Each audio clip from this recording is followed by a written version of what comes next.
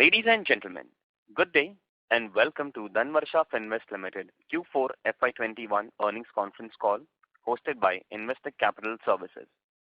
From the management team, we have Mr. Rohanjit Juneja, Joint Managing Director, Mr. Karan Desai, Joint Managing Director, Mr. Sanjay Kukreja, Chief Financial Officer, and Mr. Pinak Shah, Chief Technology Officer. As a reminder, all participant lines will be in the listen-only mode, and there will be an opportunity for you to ask questions after the presentation concludes. Should you need assistance during the conference call, please signal an operator by pressing star then 0 on your touchtone phone. Please note that this conference is being recorded. I now hand the conference over to Mr. Rohanjit Juneja. Thank you, and over to you, sir. Thank you, Neerav. It has been an incredibly challenging year for the world at large.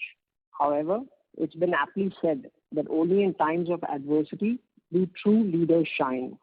Despite the dislocation from the global pandemic in the last 15 months, we at Dhanvarsha take pride in the substantial traction on the liability side of our balance sheet, having taken our net worth up 5x to 1.5 billion rupees and adding 11 lenders to our roster, which include the likes of HDFC, SBI, NABARD, Bank of India, Northern Arc, Central Bank of India, AK Capital, Mars Financial, CSB Bank, and 2 foreign lenders. Our loan portfolio is up 193% year over year to 1.05 billion, with our borrower count up by 1,662% to 7,100 borrowers from 403 borrowers in March 2020. The average ticket size of loans declined by 86% from 1.1 million to 0.15 million rupees. This shows the granular nature of our loan book and is truly demonstrative of our customer centricity in the micro, small, medium enterprise space. First, let us talk about quarterly results before moving on to other details. Earnings were 11.6 million rupees in the quarter, up 256% from 3.3 million a year ago. The company dispersed 405 million in fiscal 4Q, up from 203 million in December 2020 and 35.6 million in March 2020.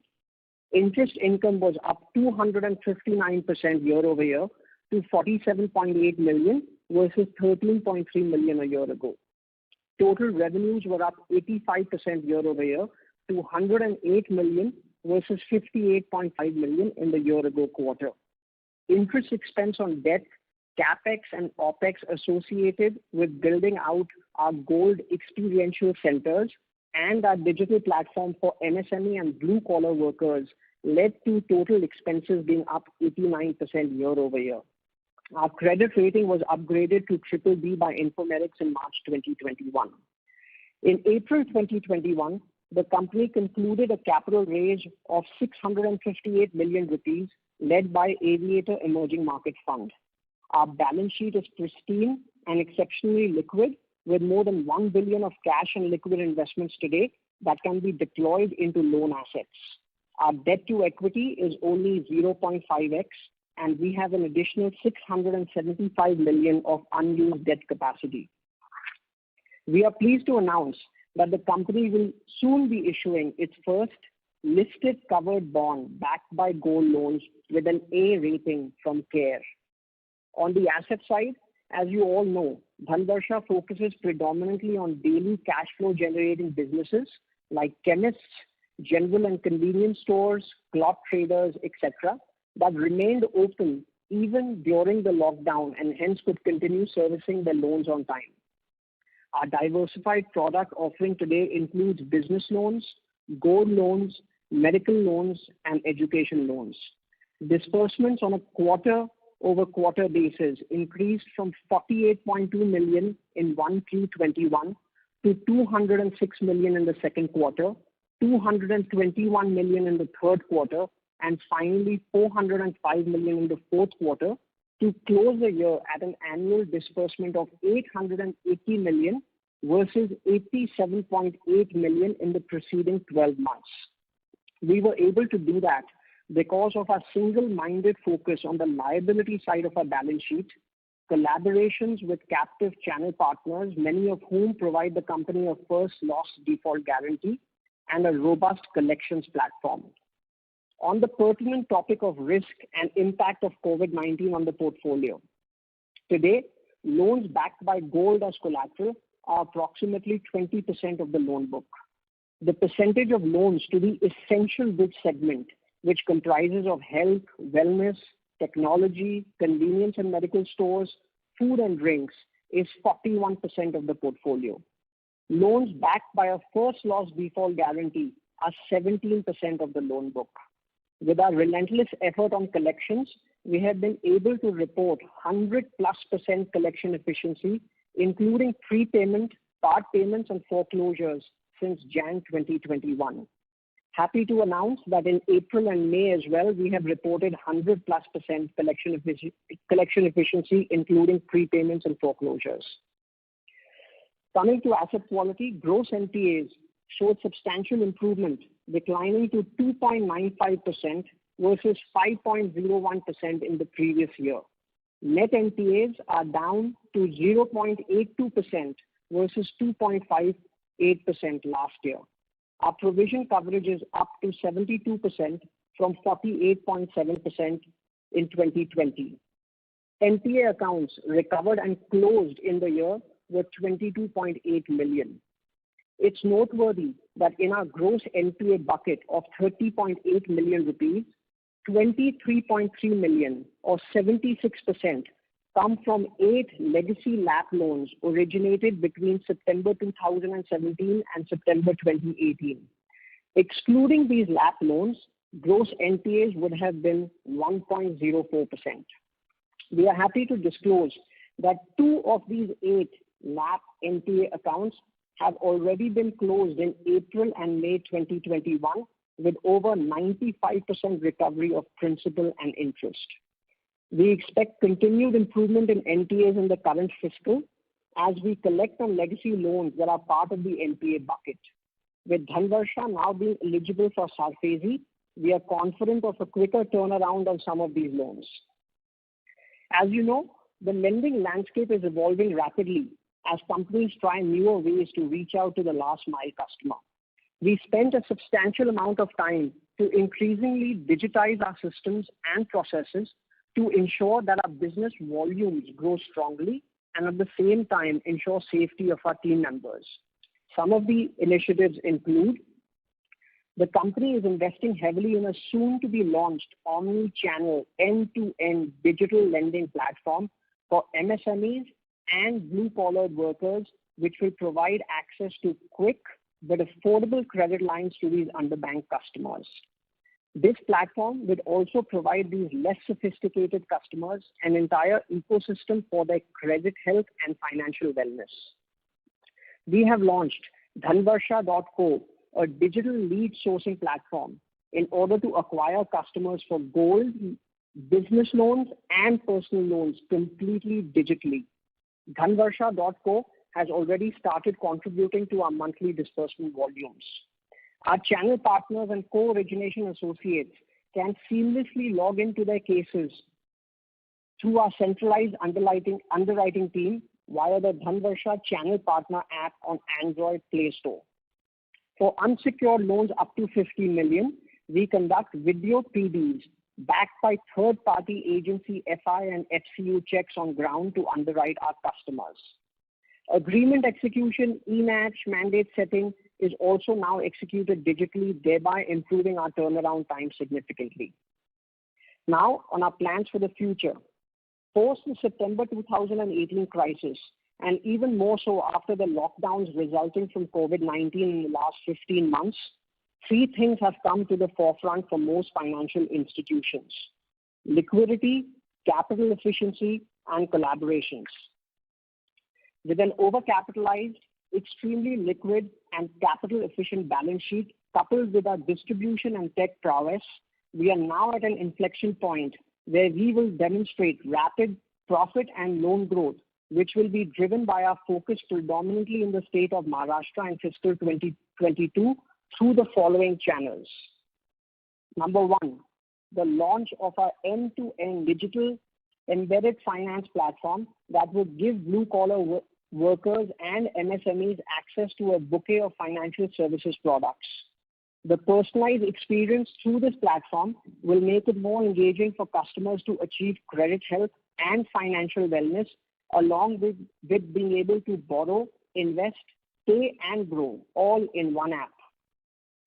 The launch of financial inclusion stores, which is a capex-light distribution channel where daily cash flow generating businesses, which include chemists, convenience stores, food and hardware stores, serve as business partners for our lending and white label products.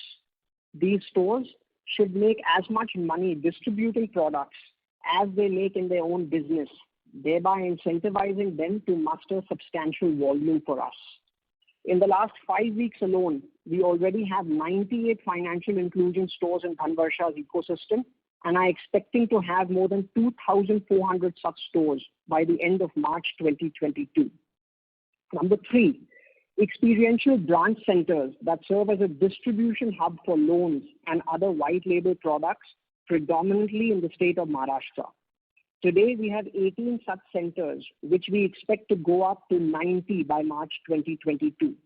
These centers will not only offer Dhanvarsha products, but will also be enabled to offer products from other partners to enhance the value proposition for our customers and grow our off-balance sheet AUM, where Dhanvarsha doesn't put any capital to work.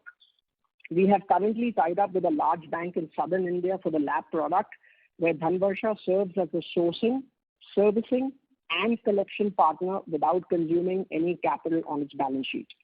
Number 4, direct collaboration with associations along with co-origination, co-lending, and first loss default guarantee from partners with deep expertise in technology and inherent sourcing strength in particular geographies. The first loss default guarantee provided to Dhanvarsha ranges from 10 to 100%. We are doing business with 7 such partners today and will be live with another 4 partners by the end of this month. At present, 17% of our loan book is backed by a first loss default guarantee, and we expect that to go up to 20 to 25% in the foreseeable future. Given all these efforts, we are confident of getting to 3.7 billion in on-balance sheet AUM with about 25,000 customers by March 2022 and 11 to 12 billion in AUM with almost 100,000 customers by March 2023. In fiscal 22, our predominant focus will be in the state of Maharashtra, where we have done business successfully for 4 years. Post that, we look to replicate the success in other neighboring states. Lastly, on governance, our board today comprises of 8 members, of which 5 are independent directors. We are pleased to announce that subject to customary regulatory approvals, the company has proposed to add a globally renowned investor, Mr. Porter Collins, to the board of directors at Dhanvarsha very soon. Mr. Collins was previously a partner and co-founder of a financial services fund in the US, which was featured in the book and the movie The Big Short for their financial acumen in accurately predicting the global crisis of 2007-2008. With this, we'll end our prepared remarks and open the floor for questions and answers. Thank you very much. We will now begin the question and answer session. Anyone who wishes to ask a question may press star and 1 on their touchtone telephone. If you wish to remove yourself from the question queue, you may press star and 2. Participants are requested to use handsets while asking a question. Ladies and gentlemen, we will wait for a moment while the question queue assembles. Participants, you may press star and 1 to ask a question.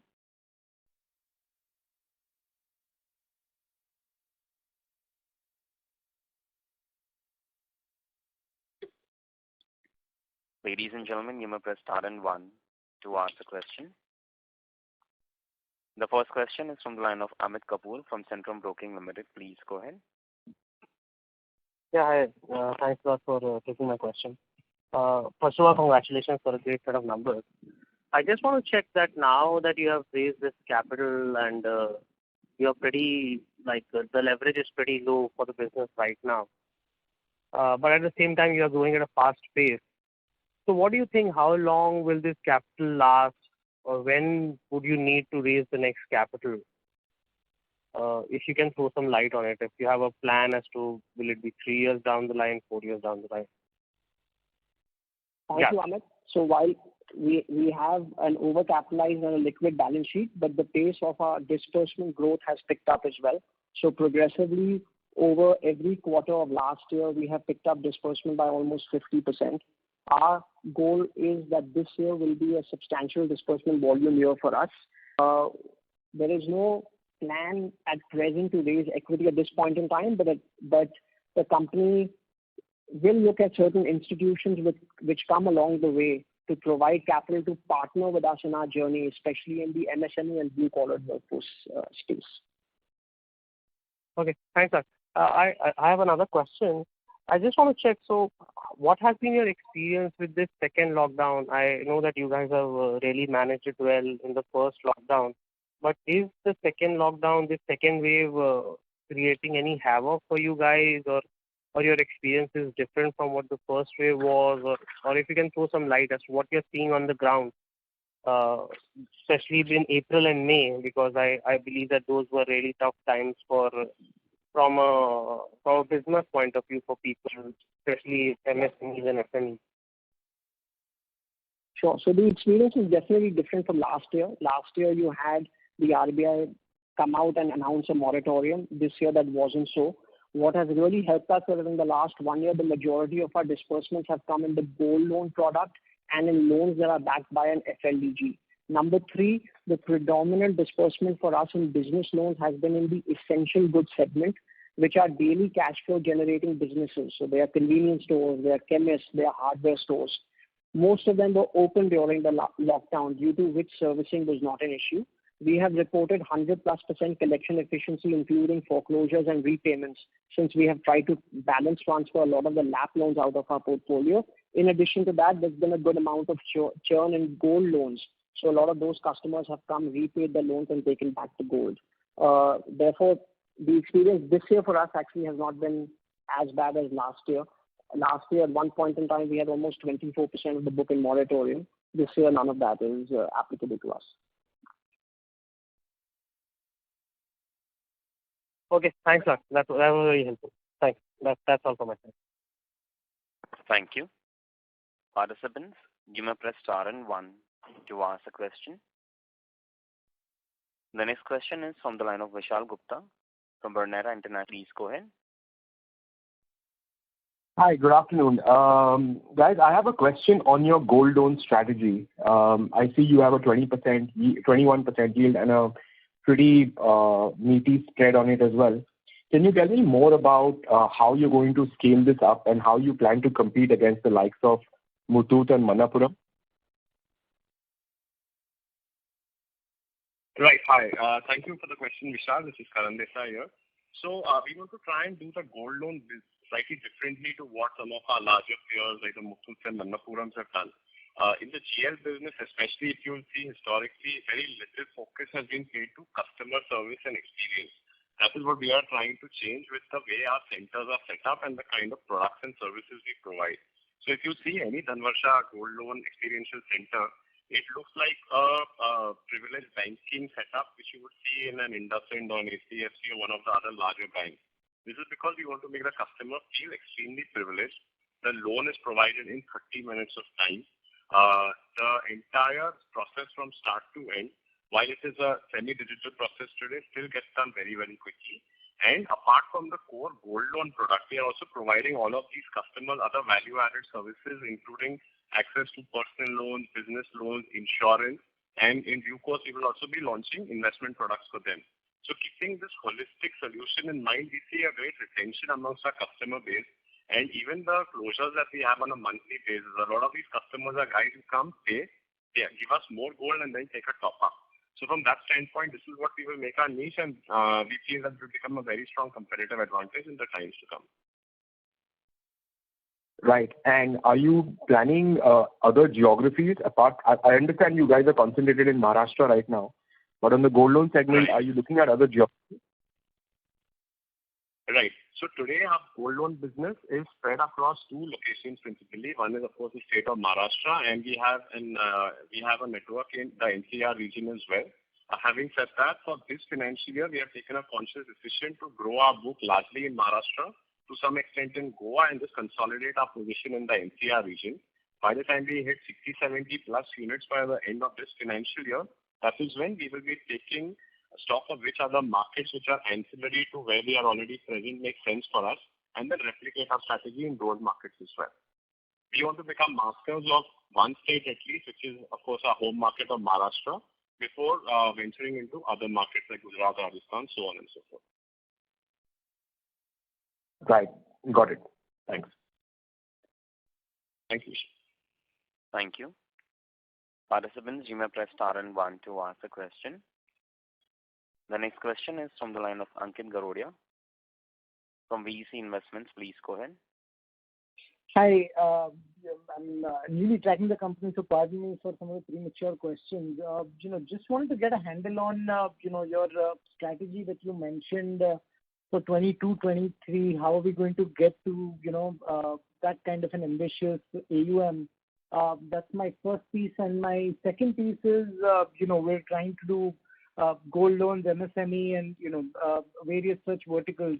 Do you think we're spreading ourselves too thin on that count? So thank you for the question. So firstly, on gold loans and MSME, the majority of our gold loans also are originated to business customers, with the security being provided to us as gold.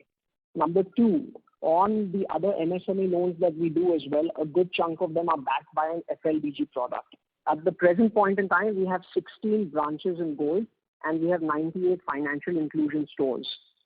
We feel we will get significant traction in the branches and the financial inclusion stores that will go live now. Obviously, April was a slower month for us given the lockdown, but things have since picked up from the middle of May. We believe every branch can do a disbursement volume of between 70 to 80 lakhs per month.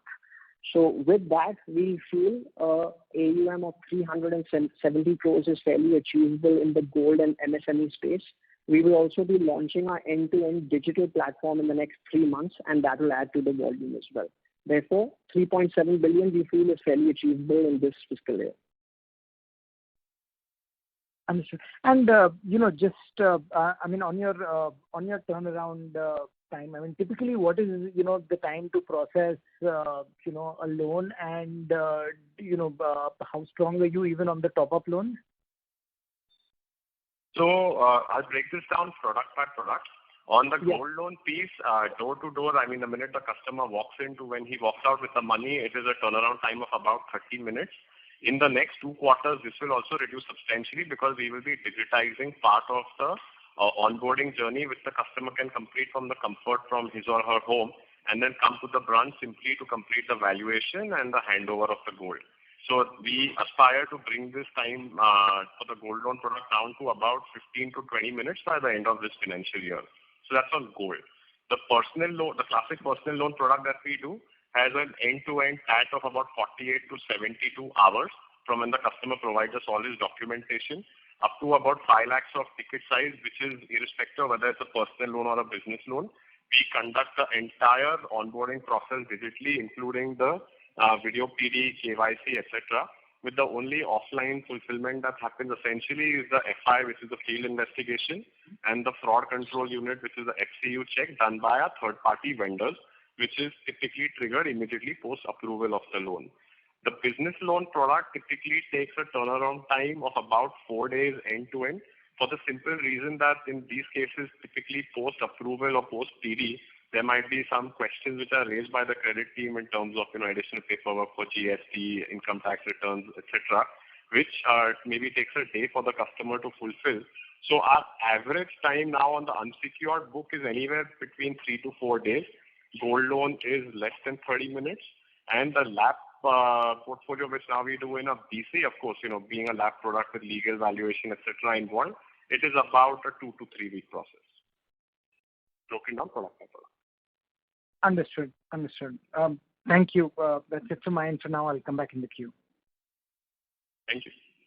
Thank you. Participants, you may press star and 1 to ask a question?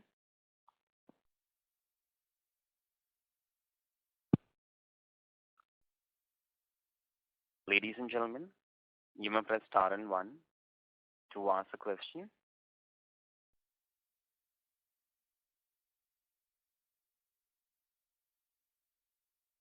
Anyone who wishes to ask a question may press star and one.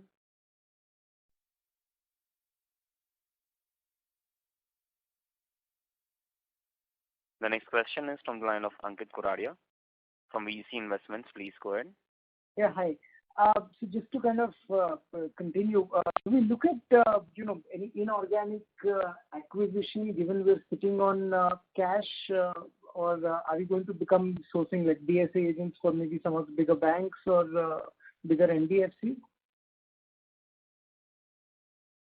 Certainly, there are always a lot of opportunities we look at from time to time. But the first priority is to look to do the business organically, deal over in-house. But if there's something opportunistic that comes along the way that is very synergistic to our business, it's certainly something we will evaluate. And, on growing the loan book through, in terms of collaboration with maybe the bigger NBFCs or with banks, is that also a viable business model? Yeah. Yes, certainly. So we are doing business with one large bank today where we are sourcing, servicing, and collecting on the loans for them. That is an area of focus for us. So we will be doing it predominantly in the LAP and the affordable housing product. And how does the economics work there? So usually they pay us a hurdle rate on the loan, and they pay us a servicing fee and a collection fee on every loan that we underwrite for them. We do provide them a small FLDG for those loans, and the capital is entirely provided by them. Understood. And just a vehicle and personal vehicle or sort of commercial vehicle financing is not something that we want to do. I mean, at a lower ticket size.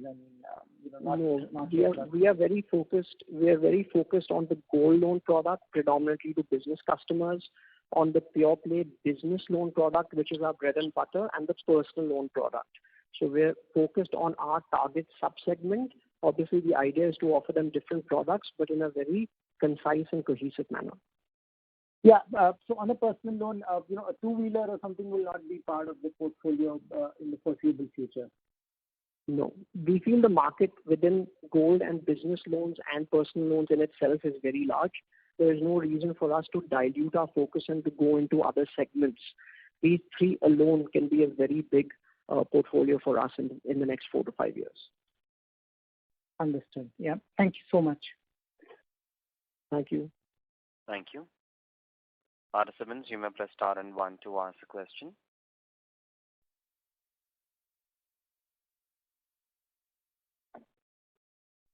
Ladies and gentlemen, you may press star and one to ask a question.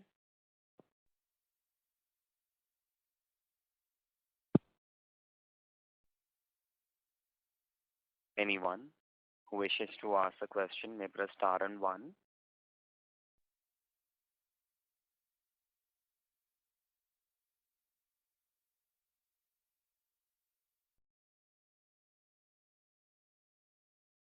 The next question is from the line of Nidesh from Investec. Please go ahead.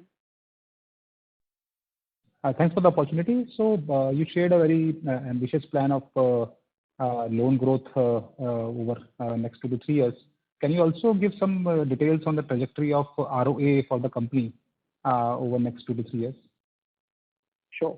We like to underwrite business with a 5% ROA threshold. That unfortunately was not achieved in the year fiscal 21 due to the investments we made into the business. So it's in the increasing headcount, the tech platform, the gold loan branches, and the experiential centers that we are putting up. Our goal is fiscal 22 and fiscal 23 should be a 5% ROA business for us. So even in FY22, you should be able to reach 5% ROA? Is that? We should be able to get to 5% ROA given we will get some economies of scale. In addition to that, it is also writing business with co-lending partners where we get a FLDG. So the cost of risk is covered and the cost of acquisition on those loans are very, very low. In addition to that, in the gold finance business, once a branch reaches break even, it becomes extremely profitable. So we will have that happening all through fiscal 22. We will get to a 5% ROA, and fiscal 23, our goal is to generate more than a 5% ROA. Sure. Thanks, everyone. Thank you. A reminder to all the participants, you may press star and 1 to ask a question. The next question is from the line of Deepak Mehta, individual investor. Please go ahead. Yes. Hi, good evening, sir. Thank you for taking my question and great set of numbers. So my question is around what is the average tenure of loan disbursed for us? Thank you for the question. I'll again take it product by product. So starting with gold loans, which is of course the largest area of focus for us. On paper, these loans typically have a tenure of 12 months. But from our experience over the last 10 odd months, we've seen that these loans typically churn every 3 or 4 months because the gold loan product normally does not carry any exit fee or foreclosure charge. So as soon as the customer has some free liquidity available, they prefer to come and release their family gold, and they can come and repledge it whenever they want and avail money again in 30 minutes. So on the gold loan product, the tenor as of now is about 4 months on average. Talking about the business loan product, it is anywhere between 24 to 36 months. The average age up right now on the book is about 30 odd months. The personal loan product is about 36 to 48 months. But as of now, the weighted average tenor on the book is at the shorter end of this curve, so it's at about 36 months. LAP, of course, it's our legacy book, which we are unwinding slowly on the balance sheet. So those loans were longer tenor, about 7 to 10 years now. Okay, thank you for answer, sir. And second question is around, do you guys measure any kind of customer satisfaction such as NPS? How is the repetitive customer or cross-selling? If you can throw some light on this, sir. Right.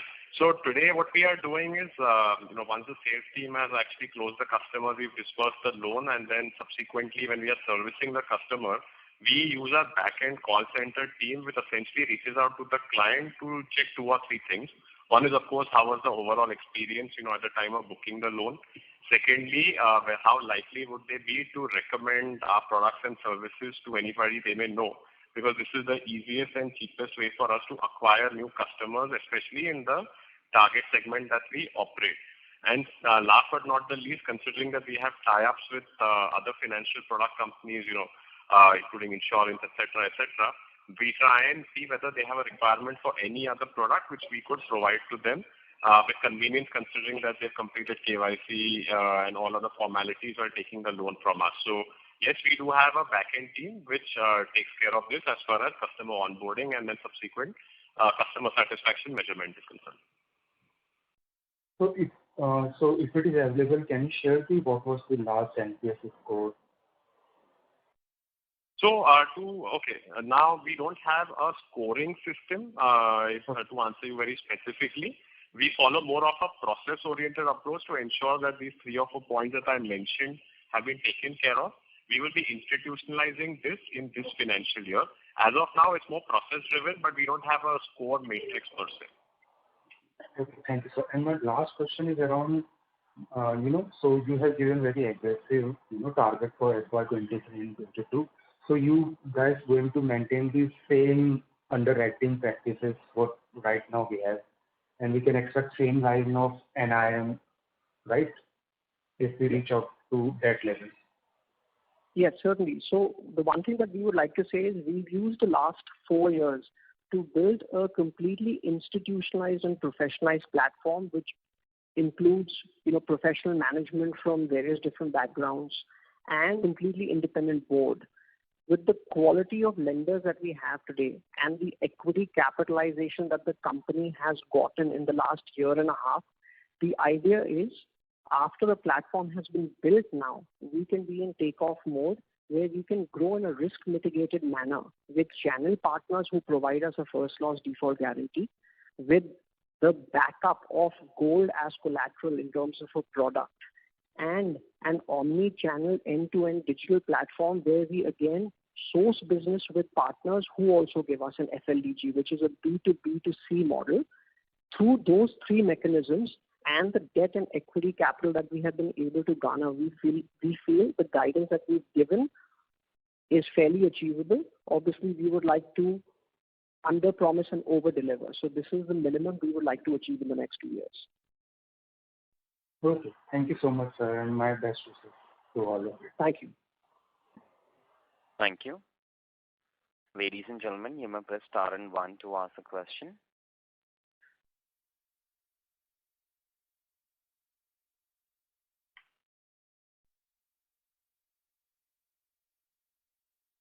The next question is from the line of Jasmeet Chadda from Audible Link. Please go ahead. Hey guys, individual investor, really pleased with your performance so far. So, great job. Question for you is, you're growing the size of your portfolio and the book and your loans in terms of your human capital, training new people coming on board.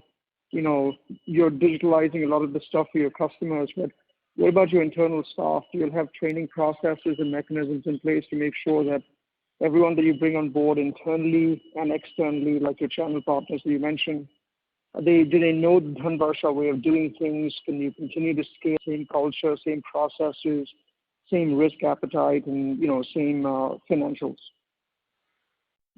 Right.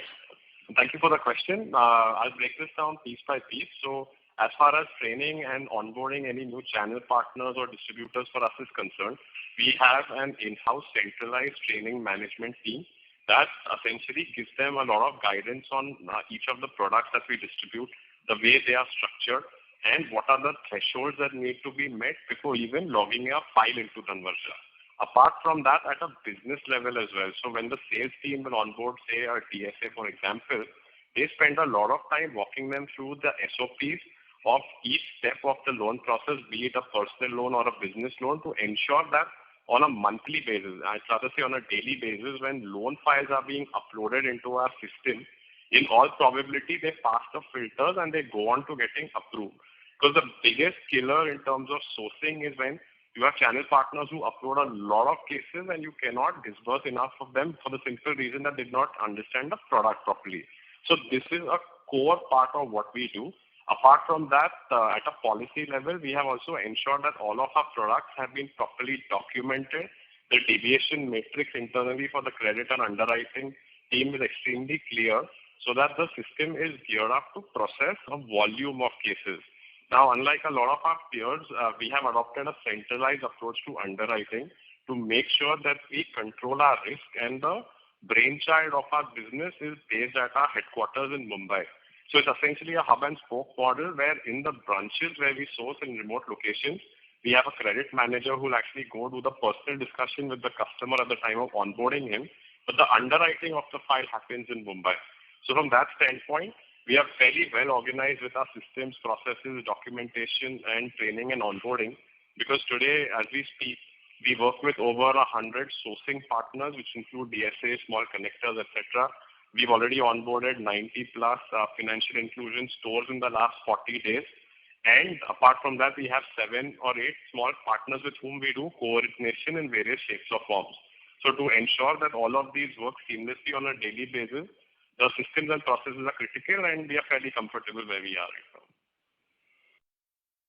Great. Fantastic. And again, great job on your performance so far. Last question. What % of your portfolio today, or the new loans originating, are coming from channel partners versus your internal team? Right. So if we were to break down our book today, out of the total AUM, about 17 to 18% comes from channel partners with whom we've done some form of co-origination or co-lending, wherein they would have provided us an FLDG or a first loss default guarantee to get us to contribute the capital to funding a customer. So that is about 18 to 20% of the book. Apart from that, in the gold loan business, it's a micro branch business. So the customer sourcing typically happens within a 2 to 5 kilometer radius of the branch, and the activation is done largely locally. So that's for the GL product. Last but not the least, as far as the business loan and personal loan product is concerned, which we source from the DSA, That again, we work with 3 or 4 very large corporate sourcing partners to ensure that the quality of the cases we get is good. And then we have some small connectors, etc., that we activate as well. So to give you a broad split, the book is about 18 to 20% co-lending, co-origination today. About 23% is gold loans, and the balance will be acquired through these various channel partners, which are DSA connectors. And now as we move forward, of course, the franchise stores as well. This is a marked change from about 2.5, 3 years ago, where about 80% plus of our book was DSA originated, which implied a much higher acquisition cost. Wow. Thank you. Great job, guys. Thank you. Thank you very much. Ladies and gentlemen, you may press star and 1 to ask a question.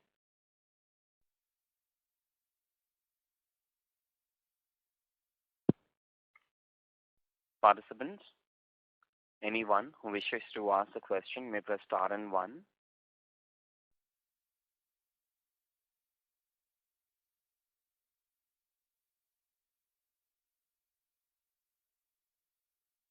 Ladies and gentlemen, you may press star and 1 to ask a question.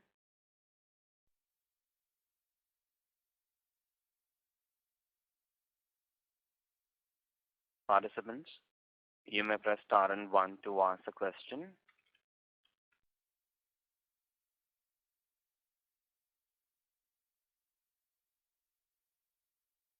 A reminder to all the participants, you may press star and 1 to ask a question.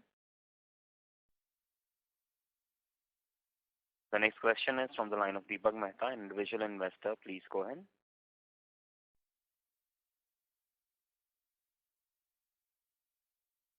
Deepak Mehta, may I request you to unmute your line from your side and go ahead with your question, please? Yeah, sorry. So I wanted to ask that this digital platform has already been launched. If I have missed, I'm not sure. Right. So we already have a legacy digital onboarding platform that we've been using for the last 1.5 years. So that is already deployed and in production.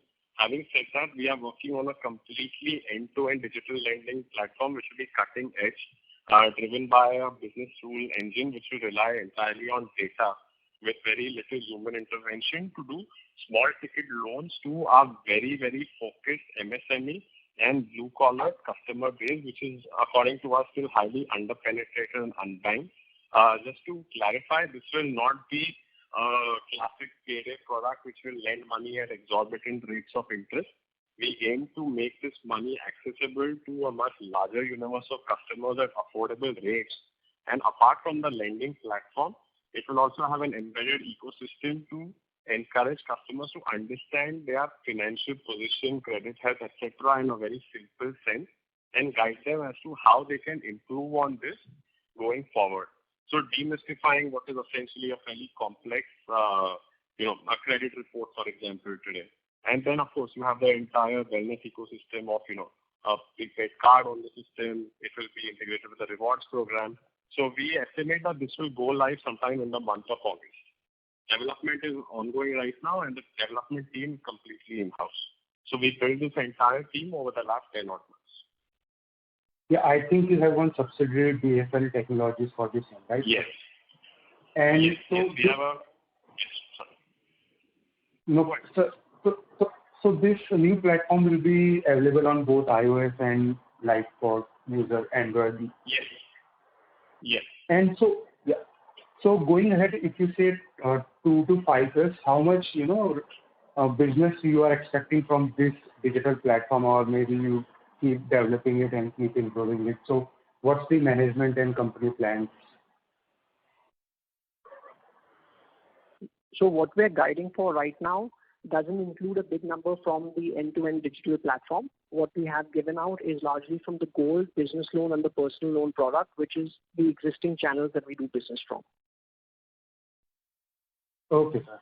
So this will be, extra benefits, we can say, whatever we achieve through this new platform. That's correct. Okay. Thank you so much, sir. Have a great day. Thank you. The next question is from the line of Alok Bhatija from UBS Securities. Please go ahead. Hi. Thank you so much for taking my question, and congratulations again on a great set of numbers. If you all could, a couple of, questions from my side. If you all can, comment a little bit more about, granularly on your liability franchise and the, pipeline going forward, as you look to scale up your business. That would be, my first question.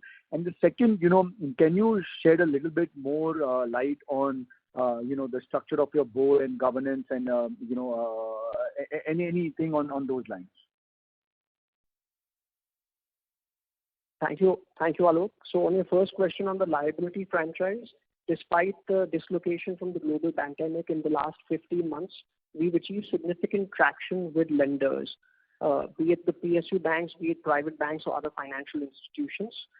I think it's fairly evident with having lenders like HDFC, SBI, Bank of India, Central Bank of India, and many others on our roster.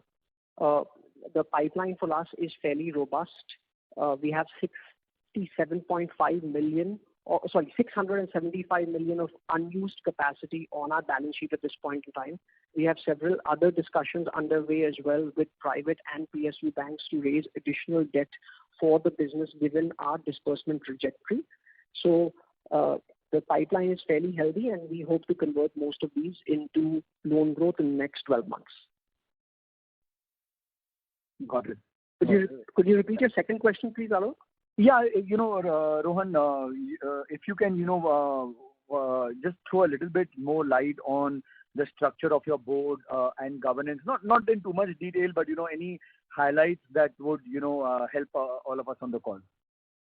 Sure. So from day one of doing business 4 years back, we were very clear on the governance mechanism, because to build a large and profitable institution in the future, you need to have the right governance mechanism in place. So at this point in time, we have 5 independent directors on the board. The chairperson of the board is completely independent. He's a former banker who was a CMD of a large bank from 2014 until 2017. Post his retirement, this is the second board that he joined. We have someone extremely senior from Visa Inc. in Singapore, who was the head of all cross-border sales and marketing for the Asia Pac region prior to his retirement in Visa. He spent 19 years at Visa, and prior to that, he was at Nestle and Procter & Gamble. He has joined our board in February 2019. We have 3 other independent directors who come from different backgrounds, which include taxation, business, financial regulation. We also now will be, post customary approvals, we will be having Mr. Porter Collins, who joins our board as well, who's a globally renowned investor.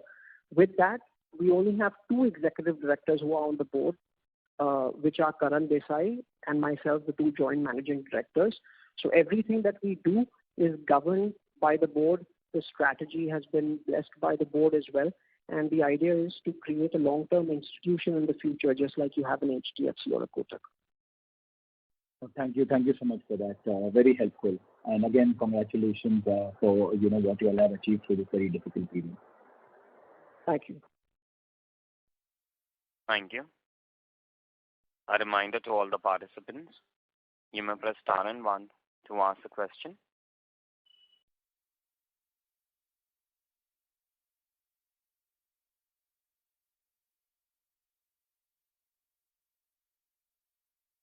A reminder to all the participants, you may press star and 1 to ask a question.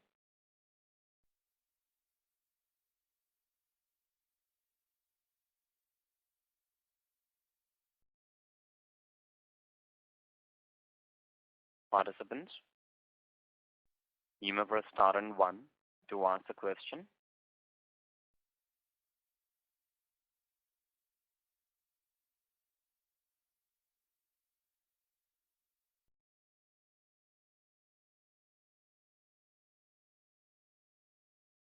A reminder to all the participants, you may press star and 1 to ask a question. The next question is from the line of Alok Shah from Shah Securities. Please go ahead. Yeah, thank you so much for taking my question. On the digital platform that you gentlemen are doing, I was going through your previous transcripts, and in that it spoke about a few service providers who you have onboarded, for doing your KYC, et cetera. So question really is that the digital platform that you're making, you did say that it's in-house, but I just want to clarify that there is no service provider and all of these things that you're doing is all in-house and all of the data that will be there would be proprietary to your company. Is that correct? Right. Thank you for the question. Let me try and answer that for you. So essentially, the core of the system, which is going to be the business rule engine and the entire interface in terms of the coding and development of the platform is being done in-house. However, there are certain integrations that we need to do, for example, with NSDL for PAN verification, with the Aadhaar agency for, again, KYC verification of the Aadhaar card. Those are the kind of providers with whom we tie up via API integration to make sure that the customer journey is seamless. Now, since most of the development is being done in-house, we will only reach out to those partners wherein they become an integral part of the journey from a customer onboarding perspective, with the heart of the platform being built by us completely by the in-house team. And then, of course, design, etc., is something that we may seek help from partners if we want to kind of change the experience and get a third-party perspective on it as well. Having said that, the entire data will be owned by us. It will be on our servers, and it will be completely protected by adequate data security measures. So I hope that answers your question. Happy to take any follow-ups. No, done. Thank you so much. Thank you. Thank you. Thank you very much. Ladies and gentlemen, that was the last question for today.